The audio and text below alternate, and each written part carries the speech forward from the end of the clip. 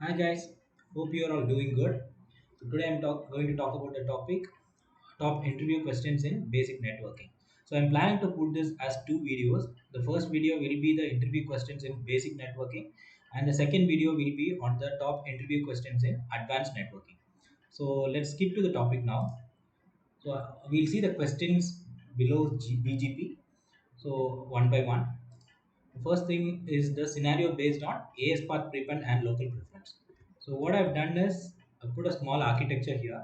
So you can see here there are three routers which are connecting to three ISPs, and all these three routers are connected internally and also to a LAN switch. And this LAN switch has a server connected. So the AS path prepend and local preference. So it won't be a direct question. So you'll be asked to put a configuration or give a scenario wherein how do you control the incoming and outgoing traffic. So when you say that the incoming traffic can be uh, manipulated by using the AS path prevent, and the outgoing traffic can be manipulated using the local preference. So you'll have to tell a configuration in such a way that how do you configure AS path prevent and also the local preference in these routers to get to that solution. So we'll see what is the other question. The second question will be asymmetric traffic troubleshooting. So this will be again an indirect question. So you will be asked, suppose this router R1 is used for incoming traffic and the same server is the outgoing traffic is going via R2. So how do you troubleshoot this? So you'll have to again, this is an asymmetric traffic. So you'll have to tell them how do you manipulate the traffic again based on local preference or something to manipulate the incoming and outgoing traffic through a single router. So this will be the second question. So we'll go to the third question. BGP neighborship states and troubleshooting. So again, the question will be how do you configure a BGP uh, and make it up. So suppose if it's stuck in active state, what is the scenario? Suppose if it's stuck in idle state, what is the issue? So you'll have to troubleshoot on based on their question. And the other thing is the load balancing between two or more BGP routers. So how do you achieve that? So in this case, they will give a similar network, something like network diagram, something like this, and they'll be asking you to achieve a load balancing between. So let's say there are server one and server two. So there'll be question wherein server one has to go through this and server two has to go through this, something like that. So you'll have to manipulate the traffic again using the local preference. If it's a single router, you can use wait, based on which you can attain the load balancing. So in detail, you can just tell them how do you configure a prefix list and put that subnet or the server IP into the prefix list, and then call that prefix list into the route map. And again, you can advertise the route map with the local preference. The next topic will be on IBGP and eBGP route control. So here again, so we already are running an IBGP between these two, and the question will be how do you stop the traffic going through the eBGP and do a route leakage through the IBGP. So this router R1 will have eBGP and IBGP configured between it. So you'll have to tell a configure in such a way that you'll control the eBGP routing, block the prefixes there, only allow specific subnets below through that eBGP, and then redirect the traffic to the IBGP. So that might be one scenario which is generally asked in the BGP interview questions. So the next question will be rule of synchronization in BGP. So this is nothing but so how does the synchronization happen in BGP? Suppose a router will it wait for the other AS path to come in, all those stuff. So that's a little bit detailed topic. So if you can just Google it, you will get to understand what is the rule synchronization, and that is one important question in the BGP session. And the other question will be route loop prevention. So how does BGP do loop prevention automatically? So AS path, in case of AS eBGP it will be AS path, and in case of IBGP it will be split horizon rule. So you can Google this as well. So it is a detailed topic again. So you will get to know how the BGP is doing a loop prevention. So based on that, this will you can answer this question. So the next topic will be on OSPF. So OSPF, the first question will be OSPF neighborship states and what happens in each state. So as you know, the OSPF neighborship states will be down, init, extart, exchange to a loading full. So you can the question will be more like what will happen in the init state. So when will the LSA be exchanged? So all those questions. So you will have to clearly know that which state does what, so that you can answer this question. The other question is more about the neighborship types. So it is point to point, multi point. So what are the other OSPF neighborship what you can attain? And again the LSA types. So no interview question in OSPF skips the LSA types. So if you are very strong on the LSA types, you can crack the OSPF mostly. So LSA types is nothing but you know the router LSA, the network LSA, network summary LSA. So it might be a direct question as what are the LSA types, or it might be an indirect question wherein you will be asked, suppose if there is an OSPF running between here, so what kind of a LSA will be generated here, or what kind of an LSA will be required to for the data traffic to move, something like that. Okay, so that will be another important question in OSPF. And the other question is what are the LSA types generated in an ASBR and ABR. So they can ask you what is an ABR, ASBR separately, and also they can ask you what is the LSA type which is generated from an ABR and ASBR. So suppose I'll just give you a small hint here. So suppose this is an area 1 and this is area 2. Okay, and always there will be area 0 also. So the router which is between these two area is called an ABR. So we'll have to know what this ABR generates, what type of LSA the ABR generates.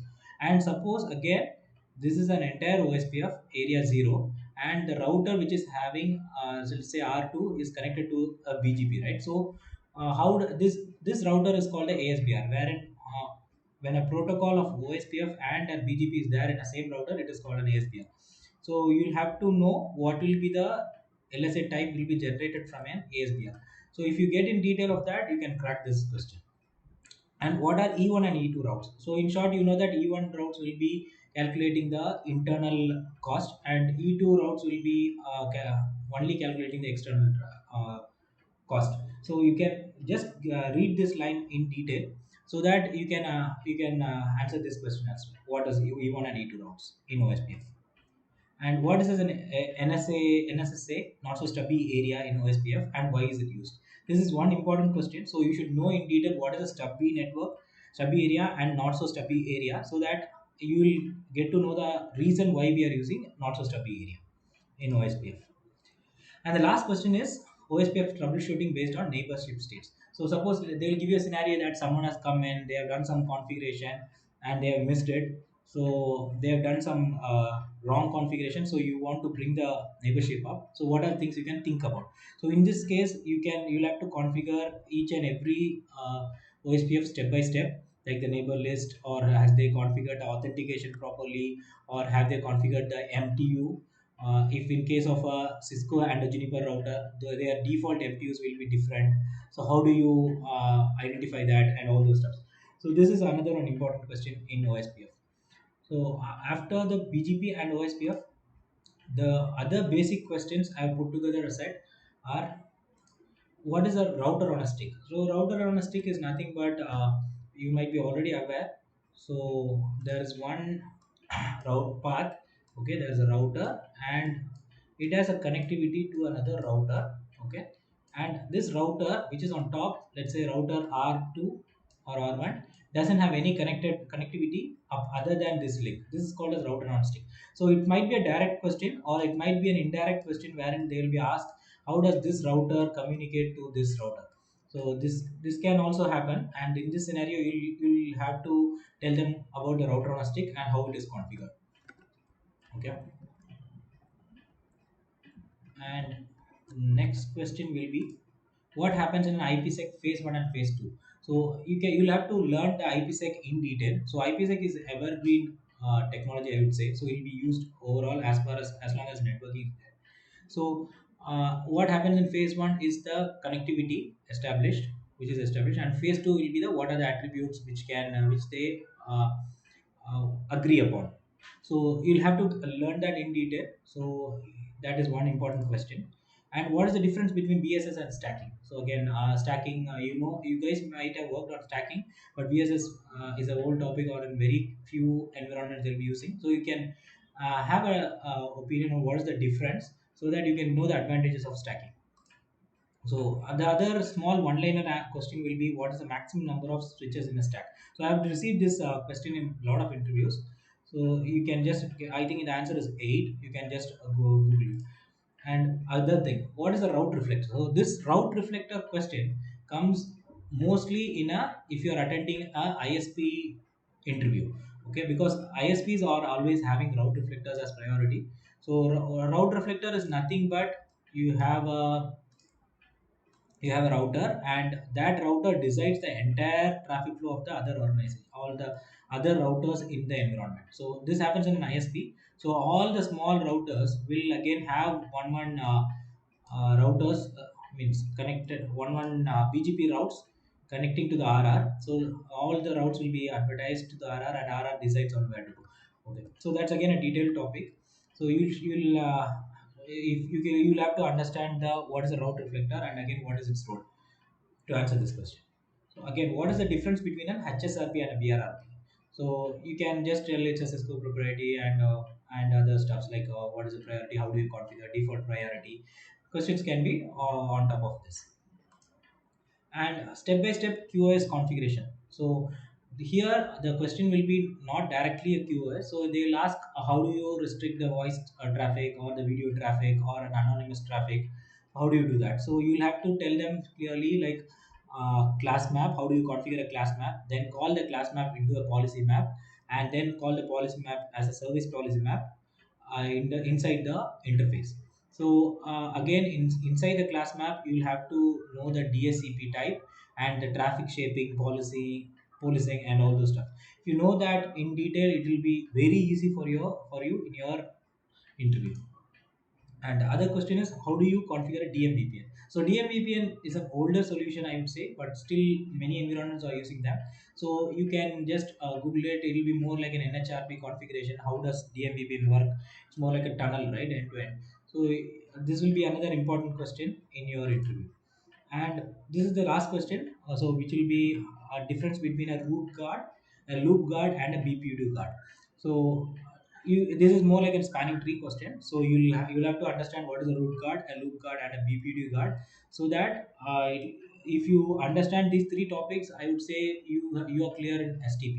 So that will be a main question when it comes to switching. Okay, so I have quickly covered all the basic interview questions. So I have just covered the questions because I wanted to put a lot of questions to you, so that it will be easier for you to answer that in the interview. If you want a separate video for with answers in each and every for each and every question, I can put that as well. Just let me know in the comment section below.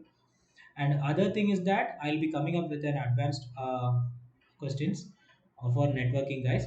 So stay tuned for that. Thanks for your time. I'll be putting all the questions in the description, so you can copy that and make use of it. So I have prepared this topic in such a way that if you can Google copy each and every question and put it in Google, you will get an exact answer for that question. So I have already checked it, so it will be easier for you as well. Thanks for your time. Thanks, guys. Bye bye.